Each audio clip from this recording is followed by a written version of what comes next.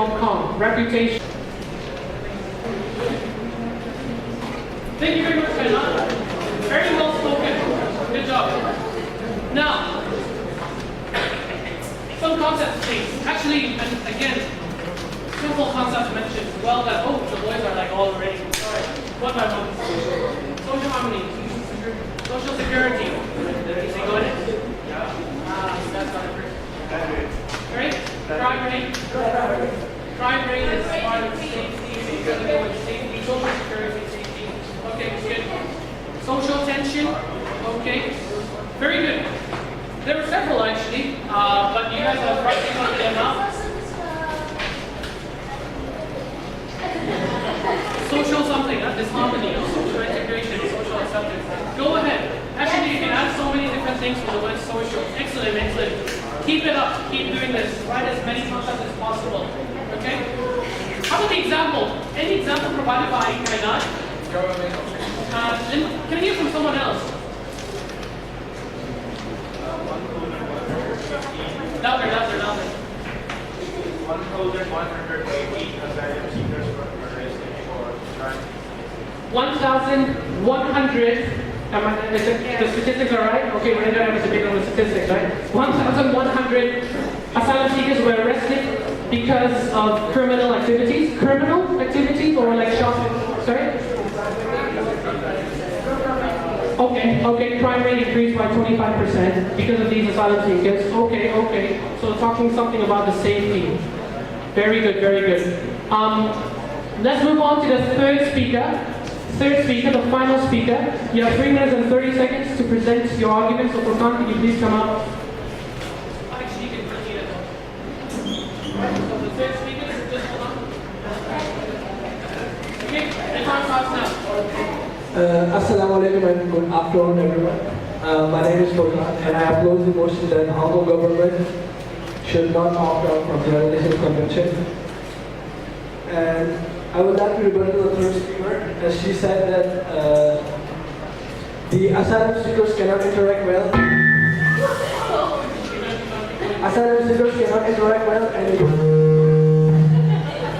And the crime rate is very high. As my supporting argument is the same. So, for example, the racism percentage in Hong Kong is really high. Go.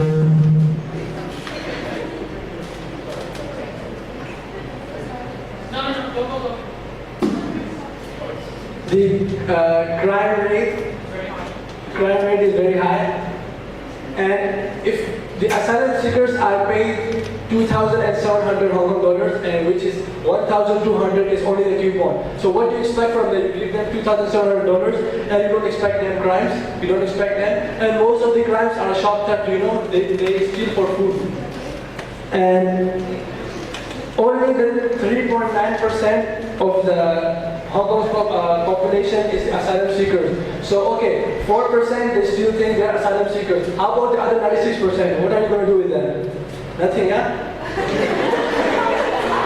And I would like to continue with my supporting argument.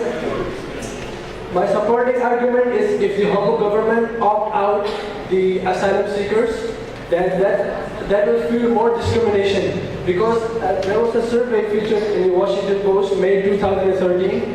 Participants were asked about what kind of people they would not like to live as by neighbors. The most least percentage were 10.2% drug addicts, 16% heavy drinkers, 17% emotionally unstable people. And the highest percentage was more than 70%. 71.8% was people of a different race. And 78% take immigrants and foreign workers. Therefore, Hong Kongers will much rather live next to alcoholics or drug addicts than a minority person. This shows that the Hong Kong's racism percentage is really high. So on the other hand, if the Hong Kongers do not want to live next to the people of other kind of race, how will they get to know them? If they don't get to know them, the racism percentage is high. And they put more pressure on the Hong Kong government, so the Hong Kong government also want to opt them out. Even in 1997, when Hong Kong was handed over back to China, many people fled from Hong Kong to other countries. They were also asylum seekers. What would they do? They should also don't let asylum seekers that go into their countries. That should be unfair. But the discrimination levels should not be high because there is a big gap between the quality of life of the asylum seekers and the Hong Kong citizens.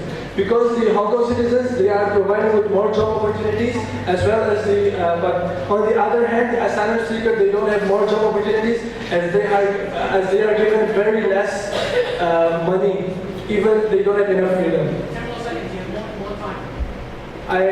Therefore, this one.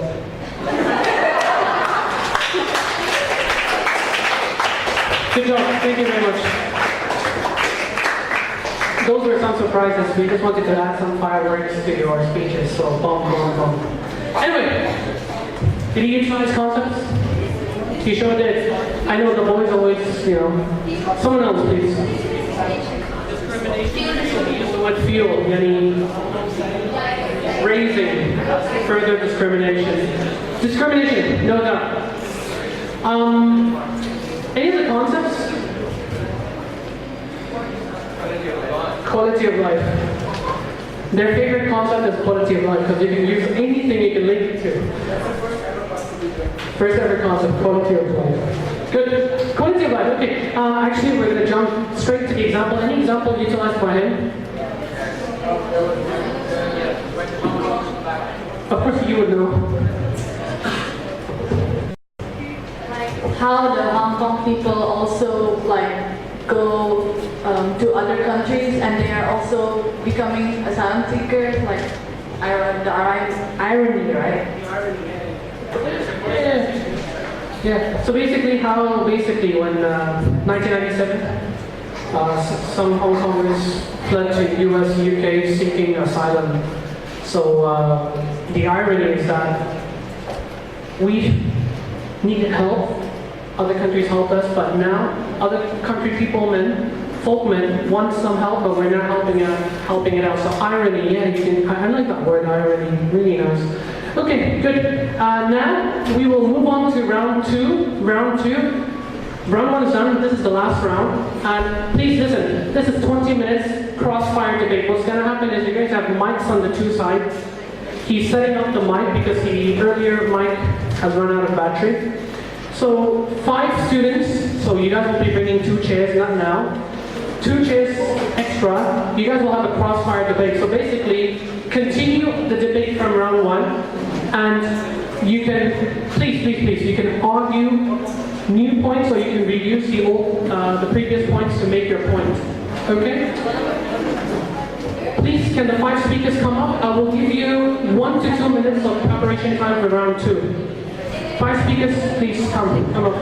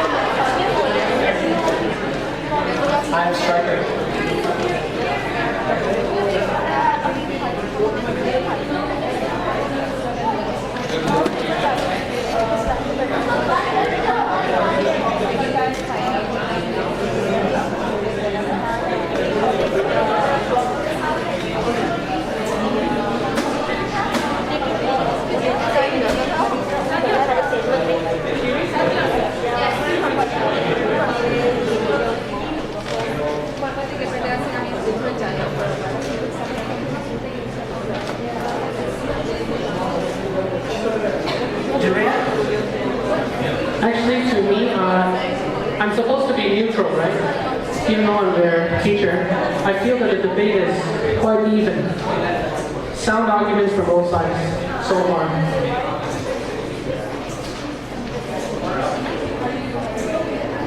Final 30 seconds.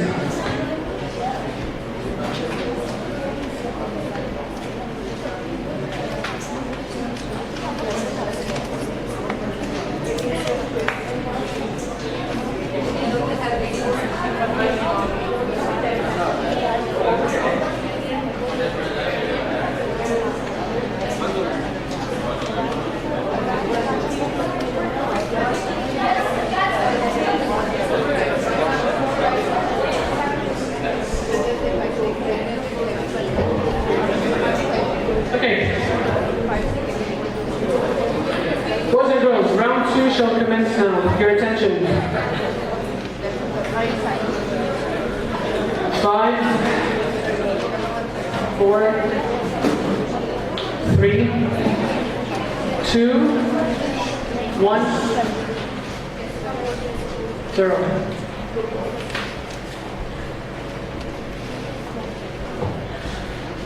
Papers? Get your papers out. Turn to page 8.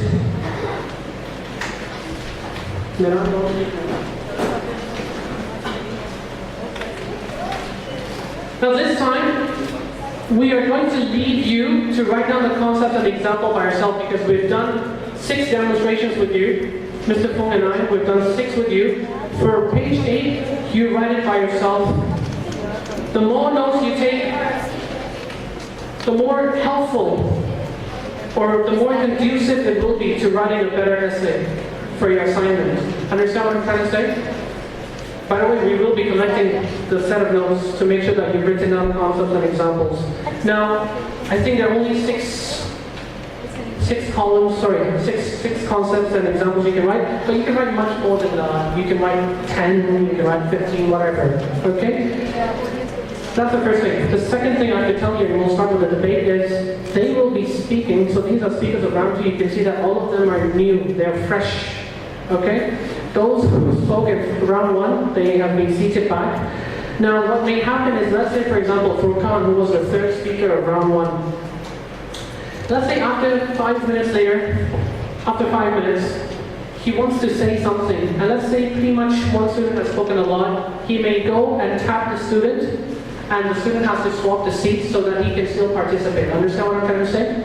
Which means that these students will, I think every 5 minutes we can change in order to maximize student participation. Understand what I'm trying to say? Of course, some of you may want to stay here for 20 minutes. Totally understandable. But of course, try your best. You're not just sitting there doing nothing, just looking at the scenery or lights and something. Make sure you really speak. Understand what I'm trying to say? Seize the opportunity. Don't be shy.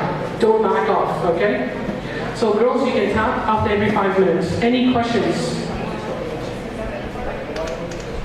All right, forgot no one. You can see how they're so concerned about giving points. All right, round 2, 20 minutes. You may now begin. Good morning, everyone. I'm the first speaker for round 2, and thank you for letting me start. So first of all, we all know that Hong Kong signed